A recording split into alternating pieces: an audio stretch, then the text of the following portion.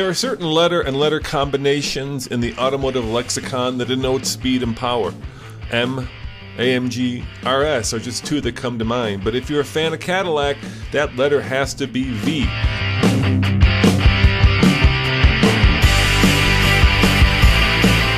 And this week at the LA Auto Show, a new V was born, the Cadillac ATS V. 185 mile an hour top speed, 0 to 60 in 3.9 seconds, 455 horsepower. Those are just some of the numbers that make this car an outstanding performance machine. At least on paper, an outstanding performance machine. At this week's LA Auto Show, our man Andre had the chance to talk with David Leon, one of the chief engineers in charge of this brand new hot Cadillac ATS V. And coming up next, almost everything you ever wanted to know.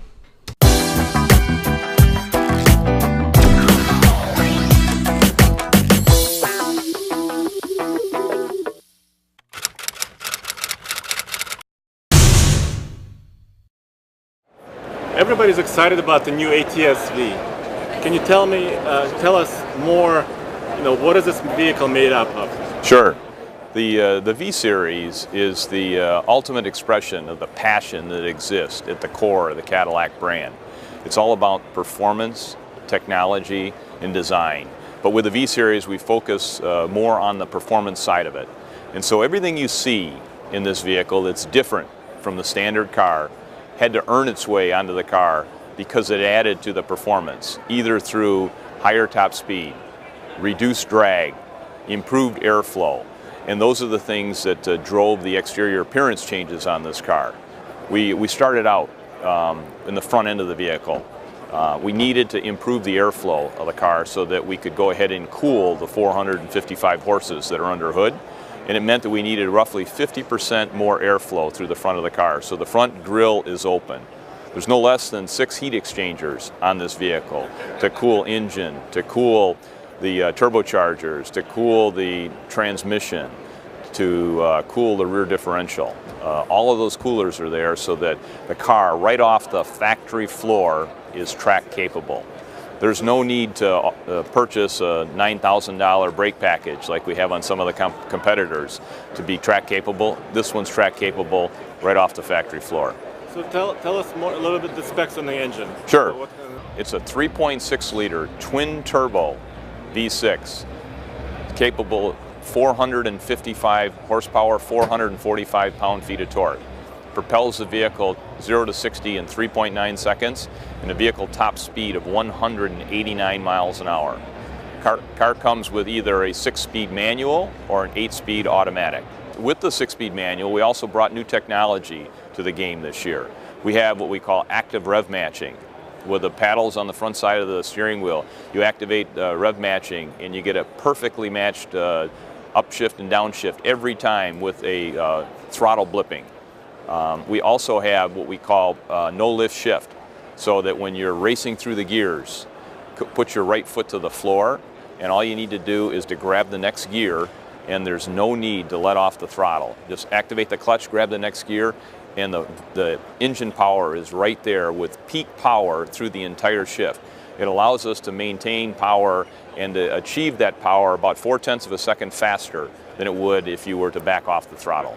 We have track-capable brakes right off the factory floor. We have 370 millimeter front rotors, 339 millimeter rear rotors on this, 6-piston fixed Brembo calipers up front, 4-piston in the rear. The brakes, I defy anybody to get them to fade. We've got over 10,000 miles of track testing on this car. We have not been able to get them to fade just once, not even once. And so the car handles like it's on rails. Nice. And the suspension, tell me a little bit about the suspension. Sure. We have a McPherson front suspension, and we have a dual ball joint lower control arm setup with a separate ride link and handling link. The ride link is unchanged. The handling link, though, which is where the steering response and handling is taken through, we replaced the elastomeric or the rubber bushings with cross-axis ball joints. Cross-axis ball joints have very easy to articulate joints, but there's zero deflection or translation, which means that it is extremely precise. And we replaced that on the handling link in the front. We replaced them on the toe link in the rear, and that gives you very precise steering. It's like knife edge quick, without any compliance, and the car just feels fantastic. So crisp, so linear. You feel the road. You know exactly where you're at, and you can basically place it on a dime. And it has magnetic ride control? It has our latest Gen 3 magnetic ride control. And new for 2016, we have what we call a twin coil dual wire system.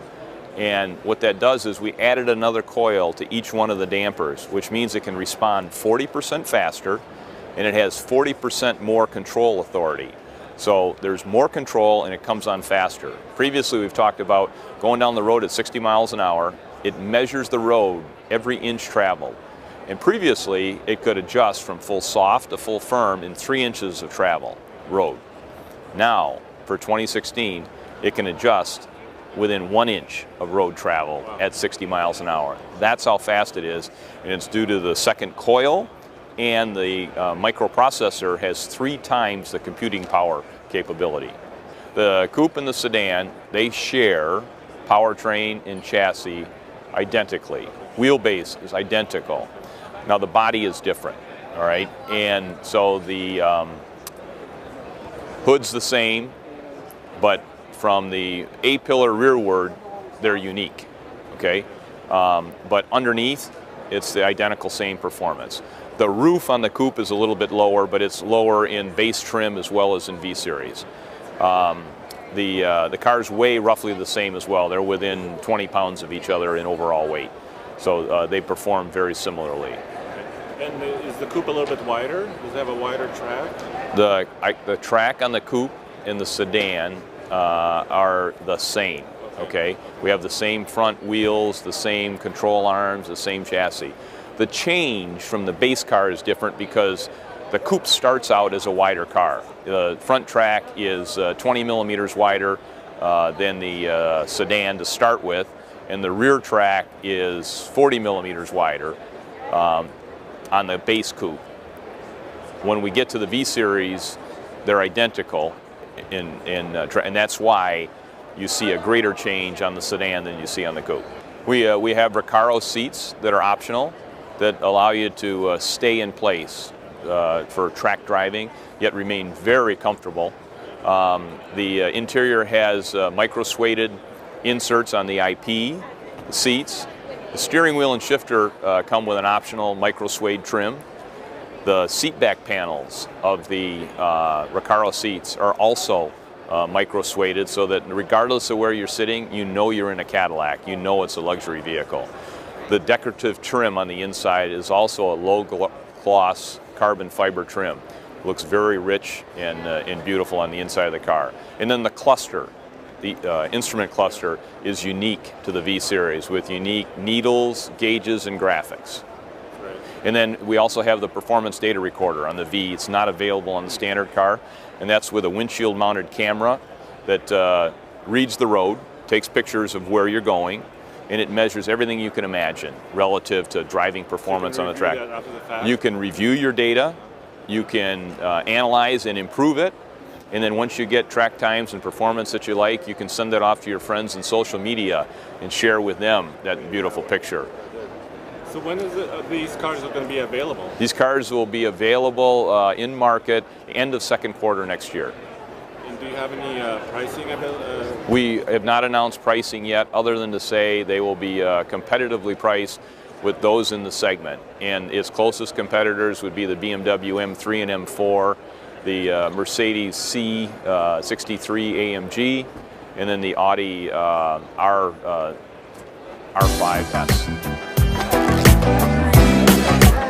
You saw it first on the Fast Lane Car.